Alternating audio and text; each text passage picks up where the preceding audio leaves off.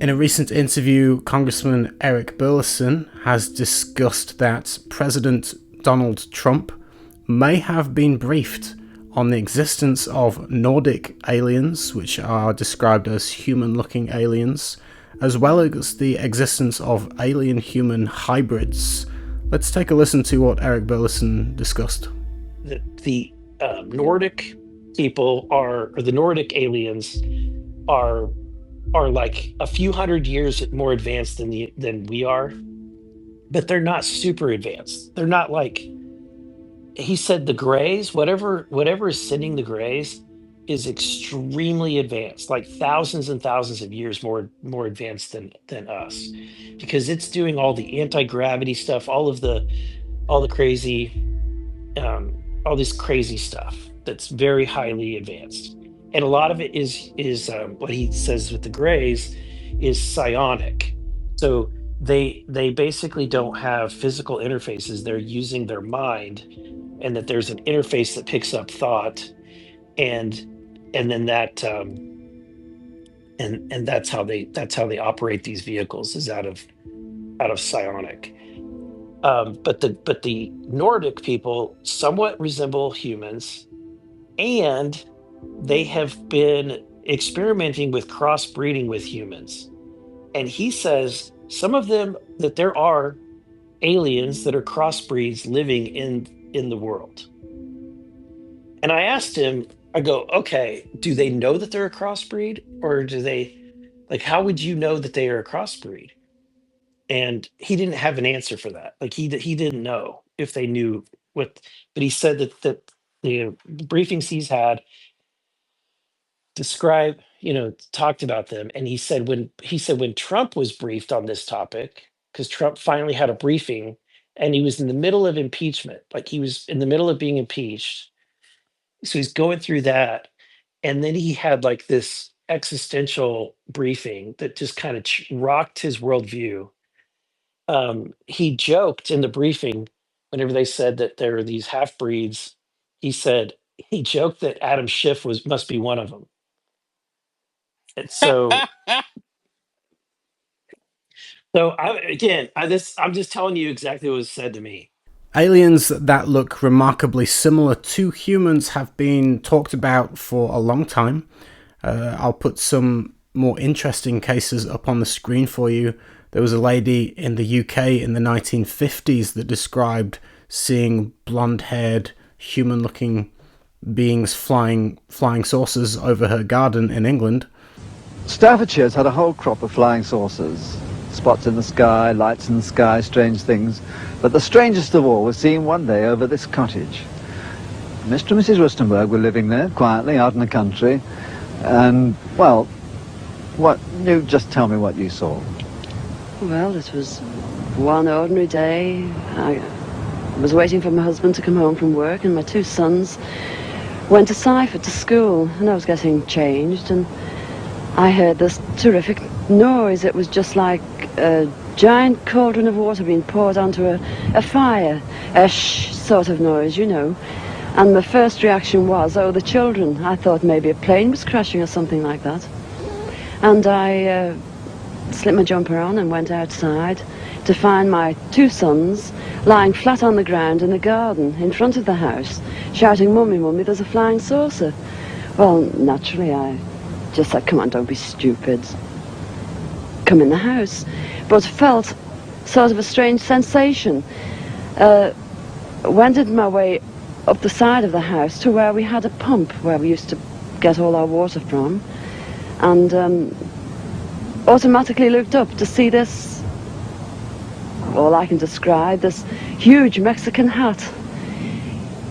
It was stationary, this thing, and it was bright silver in colour, and it had a dome. It was tilted to sort of, I could see the occupants in it. You saw people in it? I saw people in it. There were two people in there. These people were beautiful people. That's the only way I can describe them.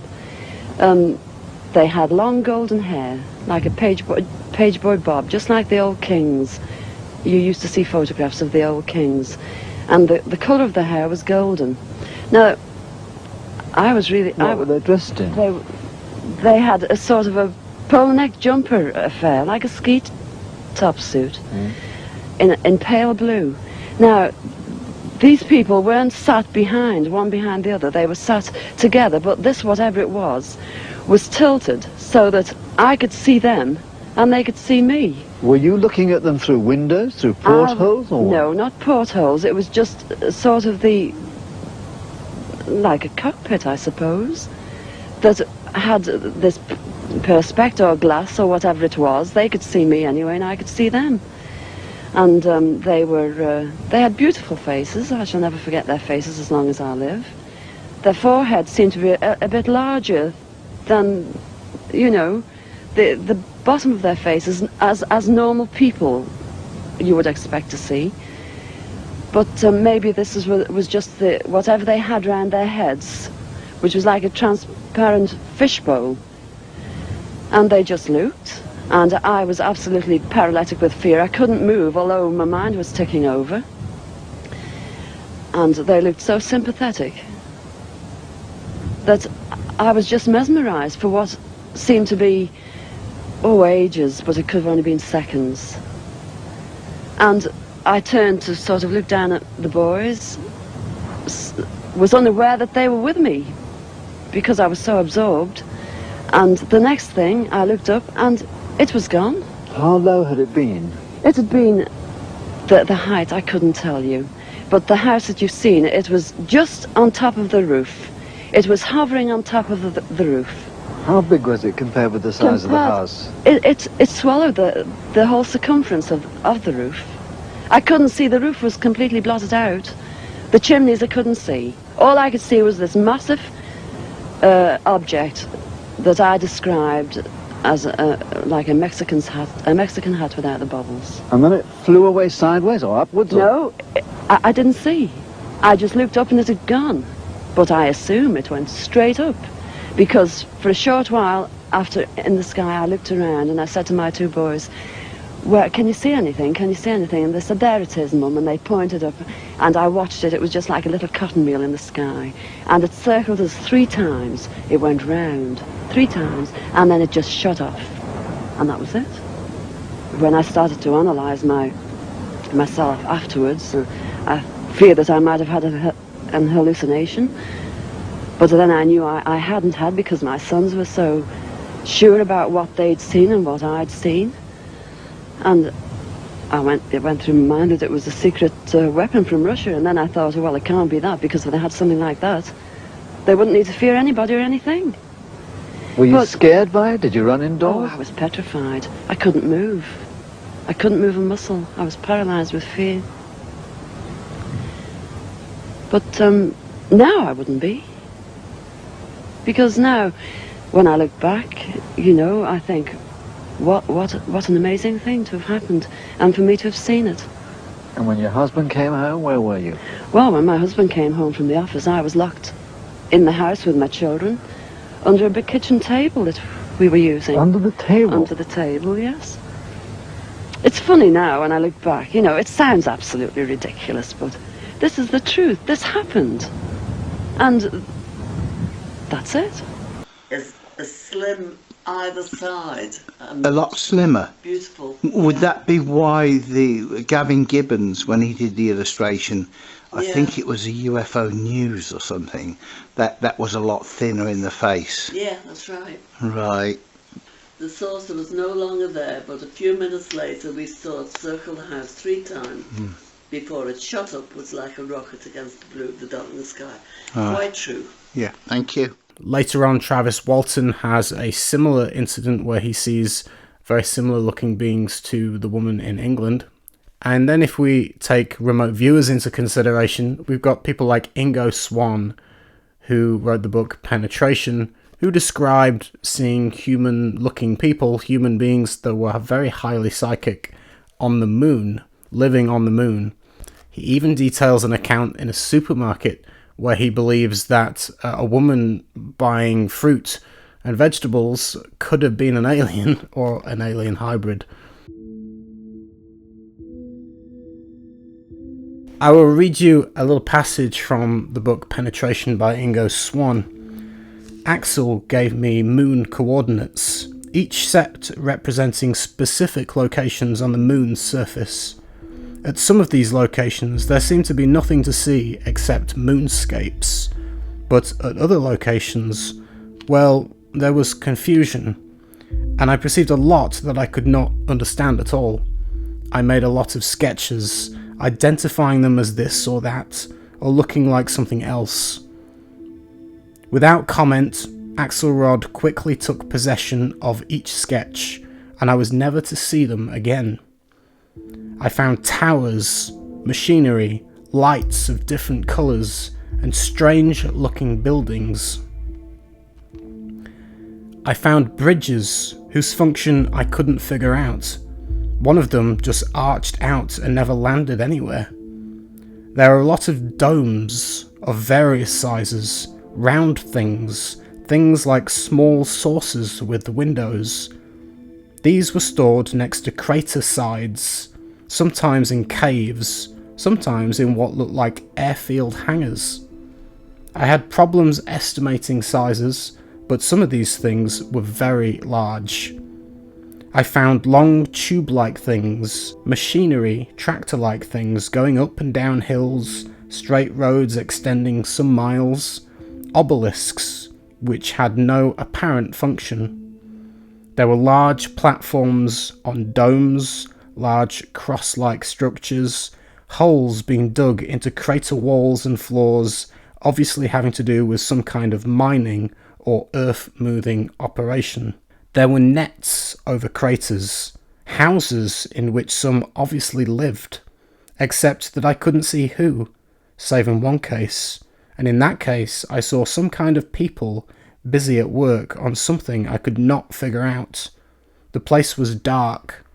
The air was filled with a fine dust, and there was some kind of illumination, like a dark lime green fog or mist. Fascinating at this point that he mentions a green mist. I just filmed a video on the Varginha, Brazil case that James Fox created a documentary for called Moment of Contact, and James Fox in that documentary actually left out a very important piece of information.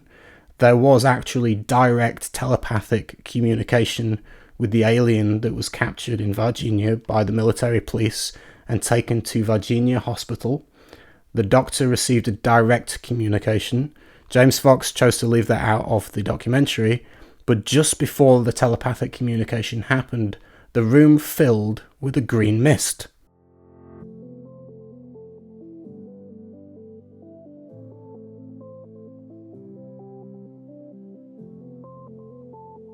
I find that quite an interesting correlation here. We will continue reading. The thing about them was that they were either human or looked exactly like us, but they were all male, as I could well see since they were all butt-ass naked. I had absolutely no idea why. They seemed to be digging into the hillside or cliff. As I described, they must have some way of creating a good environment, warm and with air in it. But why would they be going around naked? No answers were forthcoming to this self-question, but being there in my psychic state, as I felt I was, some of those guys started talking excitedly and gesturing, two of them pointing in my direction. Immediately, I felt like running away and hiding, which I guess psychically I did. I lost sight of that particular image. I think they've spotted me, Axel. They were pointing at me, I think. How could they do that unless they have some kind of high psychic perception too? Axel said in a calm but low voice, so low I hardly heard him at first, "Please quickly come away from that place." My eyes were wide as understanding drained in. You already know they're psychic, don't you? Axel raised his eyebrows and gave a deep sigh. And at that point, he abruptly closed his folders. I think we better end our work here.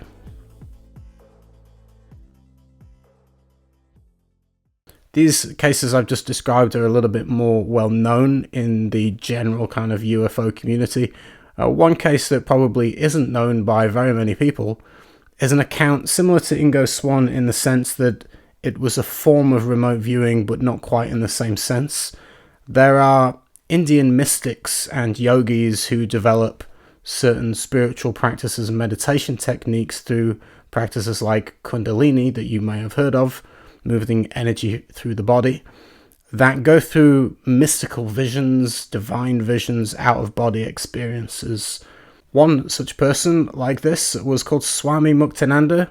He wrote a book called Play of Consciousness.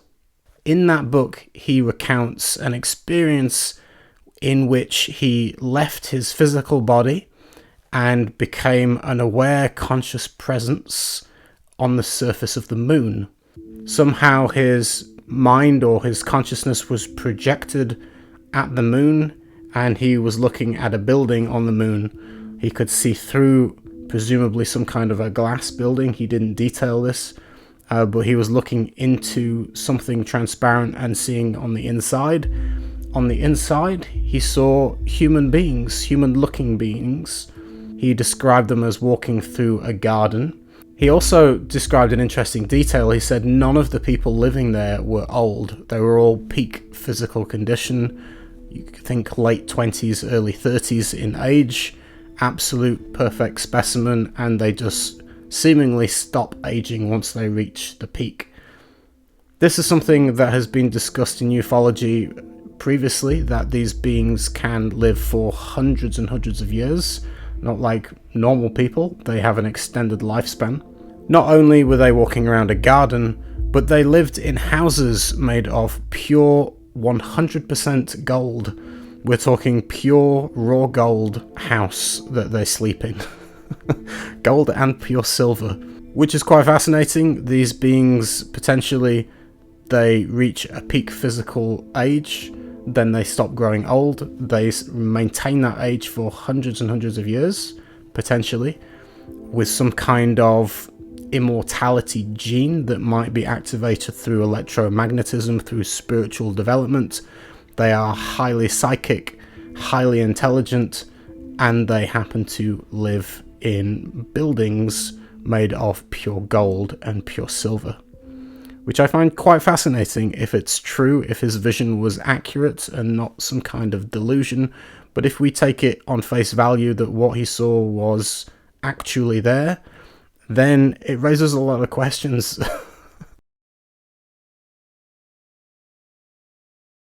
Are these the beings that are referred to as the Nordics? I'm not sure.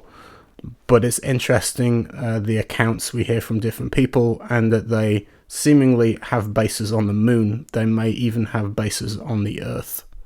Let me know your thoughts on Trump's reaction to this news, and do you think that Trump may ever discuss this, talk about it? Are we going to have disclosure from Trump if he wanted to leave a legacy behind? The president that announces to the world that aliens are real would be something pretty prolific. I think he may consider it. I don't know. Maybe he has not got the power to do that, and there's people more in control that are saying, no, you can't say that. So it may not happen, but it's interesting if he's more clued in than we think. I may do a full, more detailed video about this particular Swami and some of the experiences he went through, but for now, we will leave it there. Thank you for watching, and I will see you next time. Take care, and goodbye.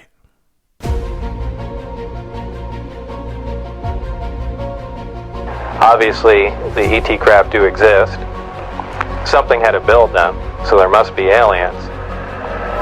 And since there are and the craft are there must be some sort of factory and an entire civilization somewhere.